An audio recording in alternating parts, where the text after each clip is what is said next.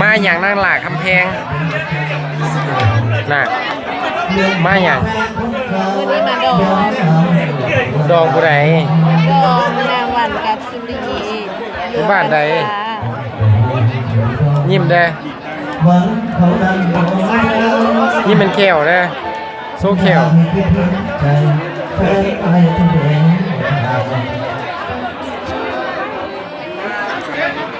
โดนด่างลิงเด้อทันทีใช่มาเรียกว่าเอาโดนด่างลิงเด้อมาเลยและกับภรรยาร่วมทางขนมซักระซุปแล้วก็จับมือในบ้านทั้งหมดแล้วเพราะฉะนั้นพวกเด็กเดินมาหนึ่งเศร้าแล้วคุณก็ล่าเราเนาะก็เลยต้องมา